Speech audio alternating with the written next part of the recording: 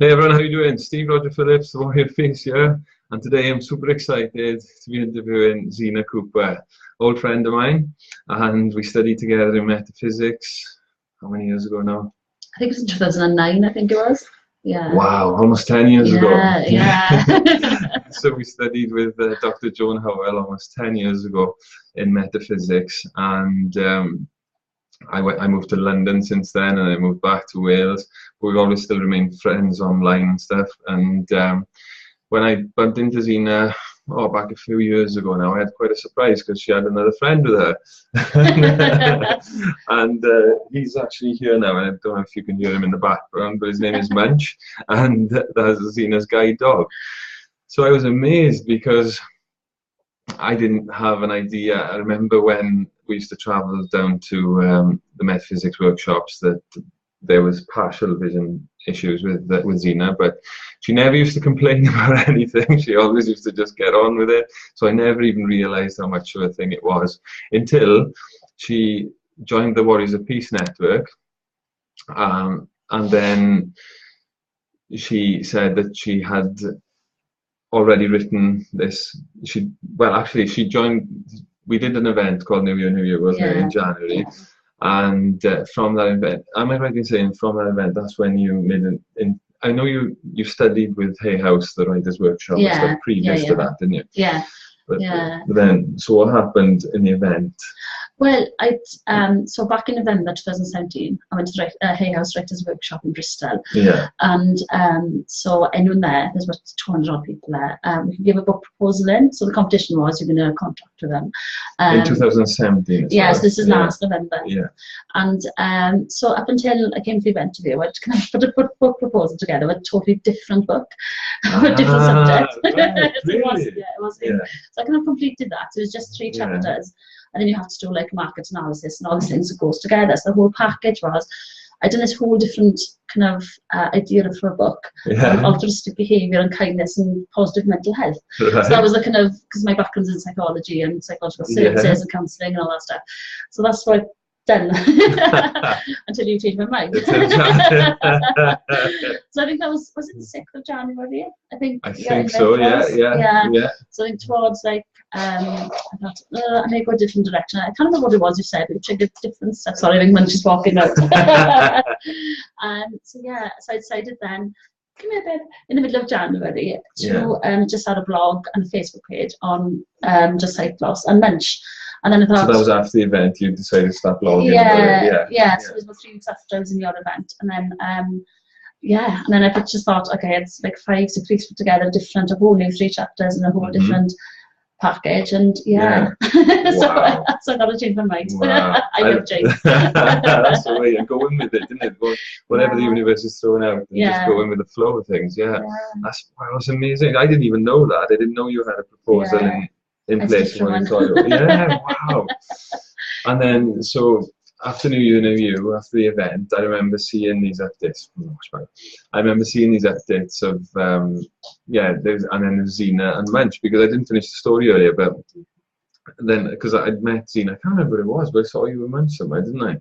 Yeah. And I can't remember what it was, but I saw Zena with Munch. It was in Harmony, Amford. Was it? Yeah, right, okay. So it was in Harmony in Amford, in the spiritual shop in Amford, and I just had a shock, obviously, because I didn't know that that Zena, just in between the time that I'd seen her previously, you've been registered blind, right? And then so Zena had Munch, the guide dog, with her as well, a new friend, didn't it?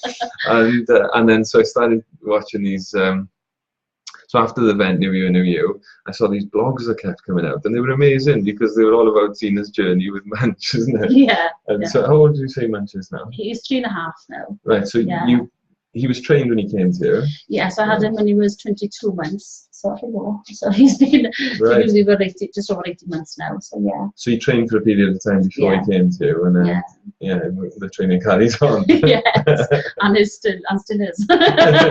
He's standing by the door now. He wants to talk to them. So this is a really inspiring story, because so in between that, then Zena, after maybe a couple of months, I think it was, when you sent the 3 chapters over to me, right? Yeah.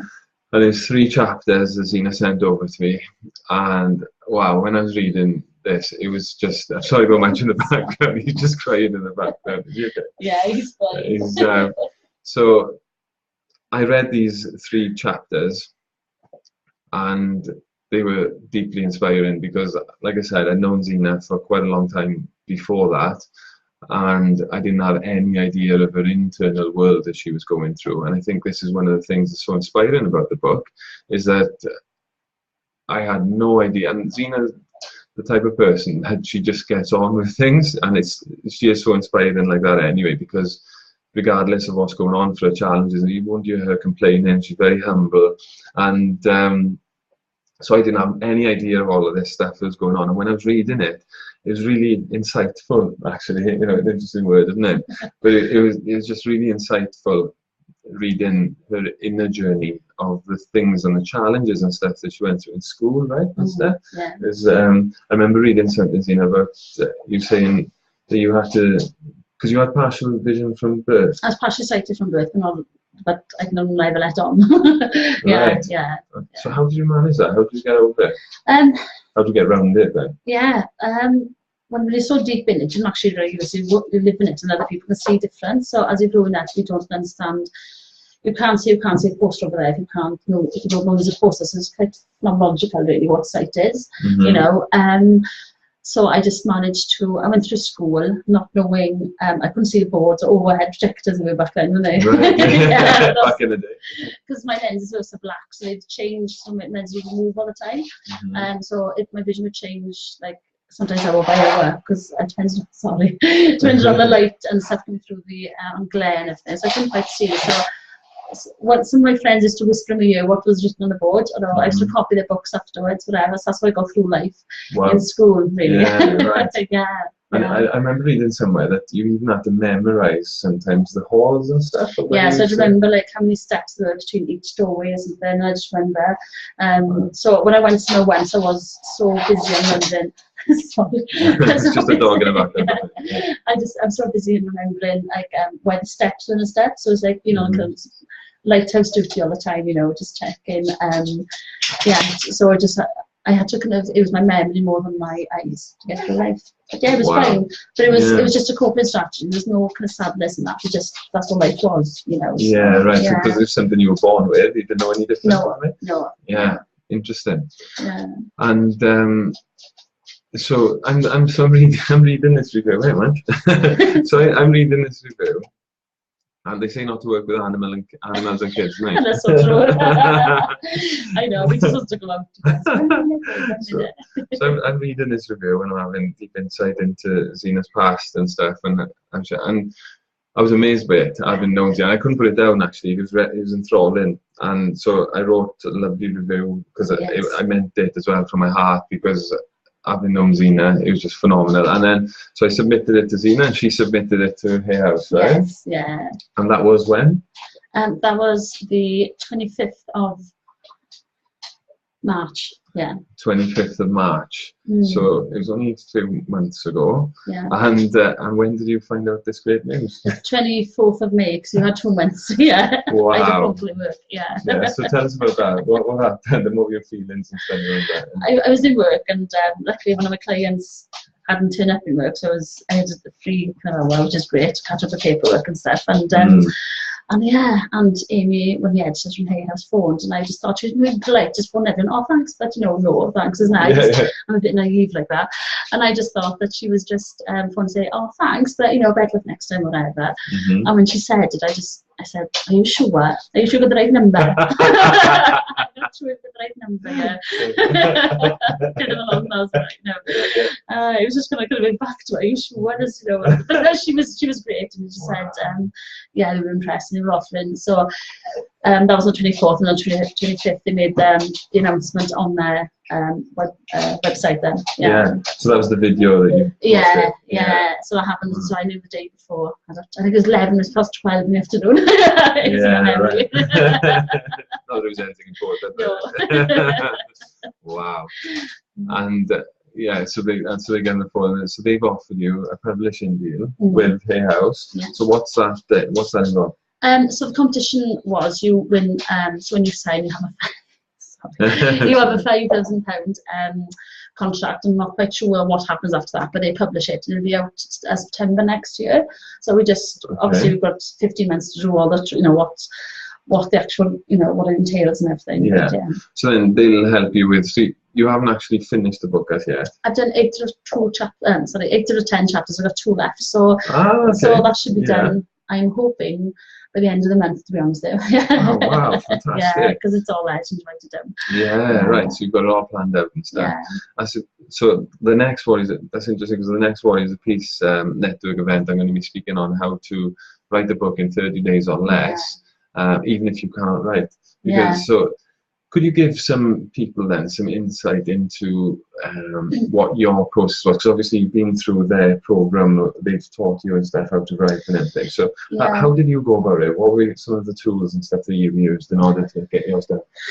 we were lucky at the next. It was a 2-day workshop. It was the weekend. So and we had Julia Cameron is at morning pages later, and Robert Holden and stuff speaking up there. Yeah. And so we just nexus up there. Just the basic thing you've got to do is to write. Basically show up to write. It's like and people forget that. I think people faff too much with the kind of planning and all this kind of stuff. Instead of just sitting there and just turning up and writing anything. And then you edit later and everything. So it's just like just go with the flow, tune in however you write. However you write, just do it basically.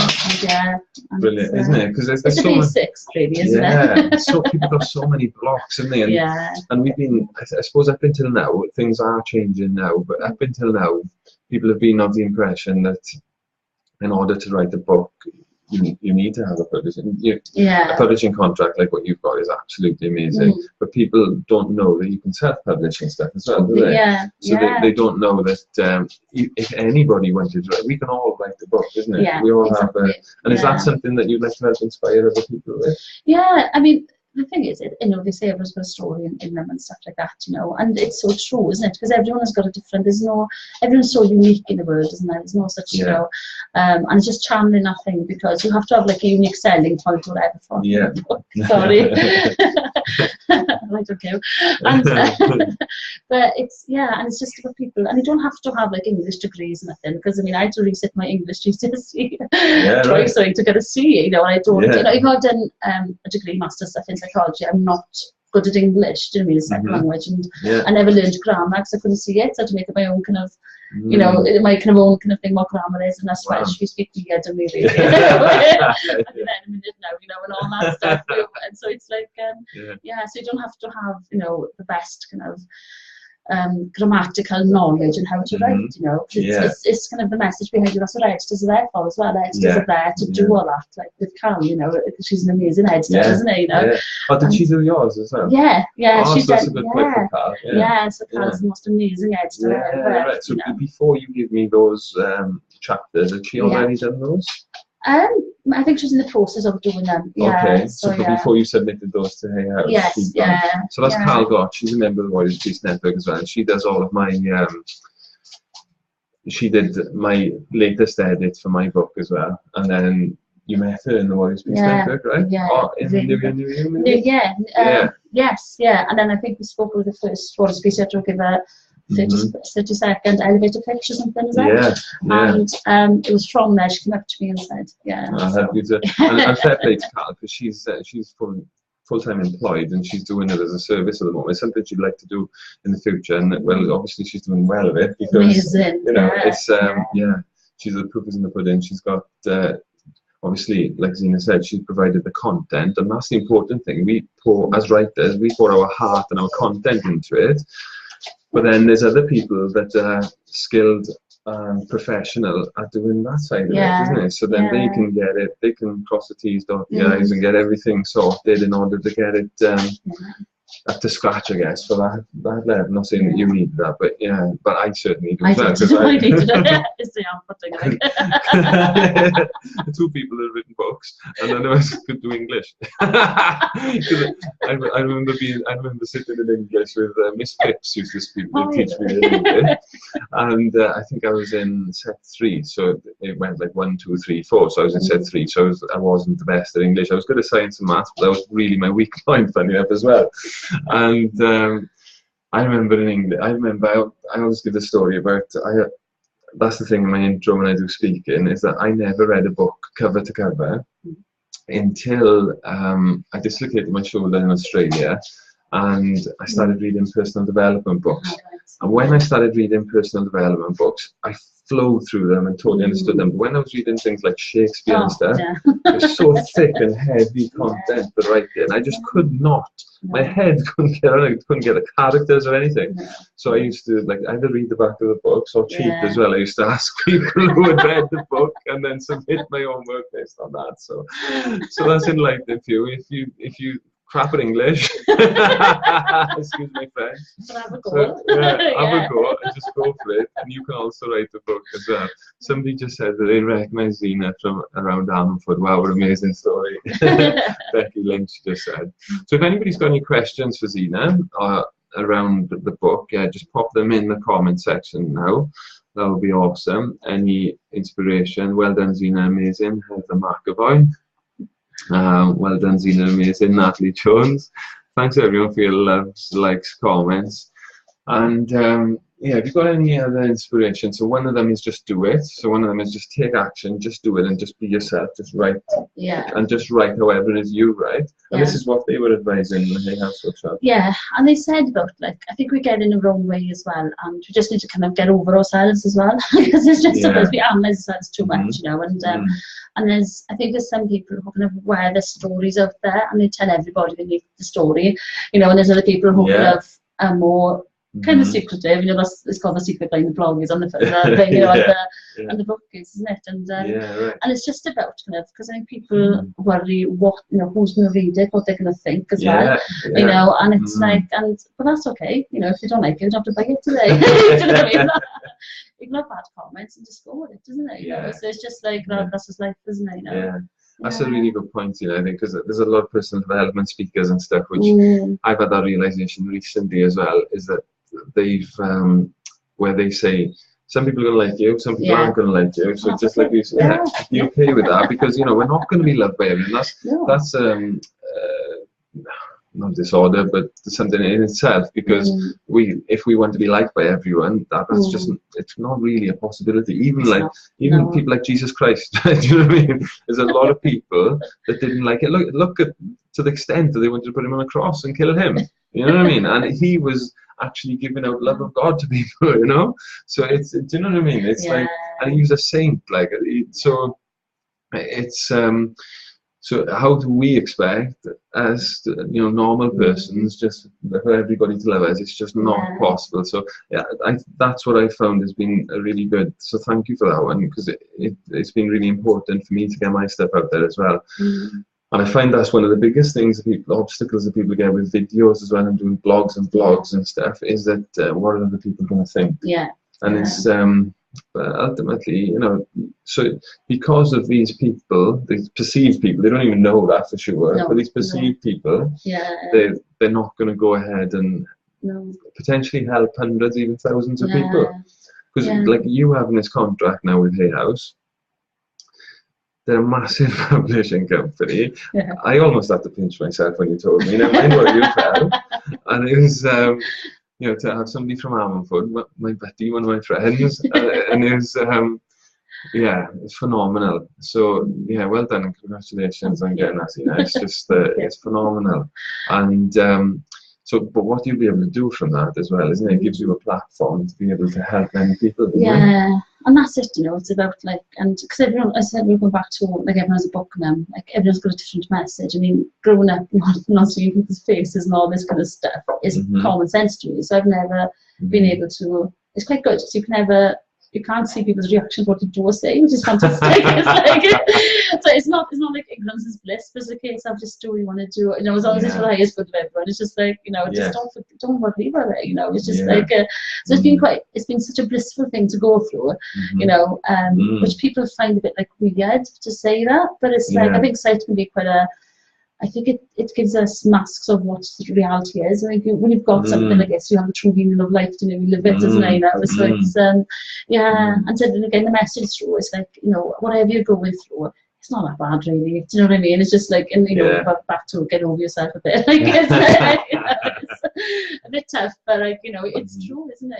You know, we get so caught in the me all the time that we don't kind of realise we're only one of 7.3 billion people in the world, whatever. Right. Do you know what I mean? So it's like, you know, we think it's all about us. Yeah. And lots of self-help books have done that. Yeah. You know, they're really the cause of doing, it's about us, it's me, my needs, I want to say no, which is great. Yeah. But then we can forget that we're only one person, you know. Right. So it's like, so it's about like, you know, it's connected to people as well. Do you know what I mean? So that, awesome. If that makes sense. Yeah, so getting over yourself and getting over the ego around it. And I suppose your journey is particularly, what I got from what you said then, so because of the external way where you weren't able to see as much externally, made you go more within, right?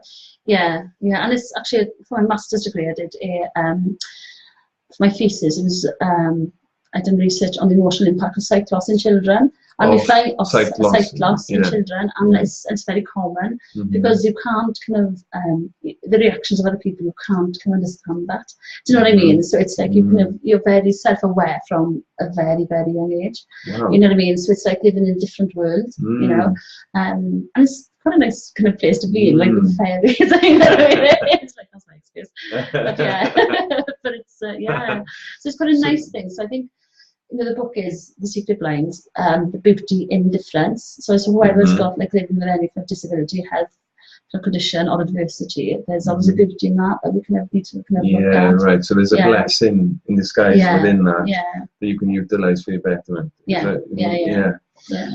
Wow. Yeah, because there may be some people watching this now, and I think that, you know, me personally as well, when I was reading the book, it was really inspiring. I was thinking, like, we may have obstacles, we may feel that we've got obstacles overriding and stuff, but then, so just give the viewers then some of the, because practically, how do you manage it? Because I'll ask you this actually, how the hell do you manage to write a book if you can't see? I love modern technology. Like, you know, I'm a sister, but on my laptop, so I have narration, so it narrates back to me what I'm writing, so I can actually, as I'm typing, it's speaking back to, you know, like, I don't know what it's called on your laptop, and it says the technology, narration, so you can narrator go in and she's speaking back exactly what you're writing. So as you type in the keys, she's giving you the letters or the words? So it's the words, wow. And then you go back and I think it's like in the accessibility area of the laptop, I'm like, access technology. But it's like, I do also have inverted colours. I have a black background and white writing. So sometimes, depending on how my vision is, and literally if my laptop's up here, I can have like 4 words on the screen and I can see it. So I can kind of see it. I've got triple vision and blur, but like, so say if there's a 5-letter word, so brains do, sorry, a brain does the read as well as the eyes does. Yeah. So obviously it's out of my English, isn't it? But say if you're writing the word, say booty or something, then you'd see the B maybe, and I can see the Y, then my brain would understand what that is. So it's like, you know those things like you have on Facebook, like if you can read this and you go like, I don't know, they've got like letters and they've got numbers and letters and stuff. Yeah, like the first and the last one. Yeah, so our brain does that automatically, you know. So sometimes, but it's usually through narration, so I can actually, it speaks back to me. It's lovely. So she just sit back and she reads it all back to you. So you do write the whole document. Yeah. And then she'll read it back to you. Yeah. And then will you pause it and stuff to correct it then? So it's like it was your keys, it's one of the technical, it was the keys go up and down and stuff like that, so then you kind of see where it goes then.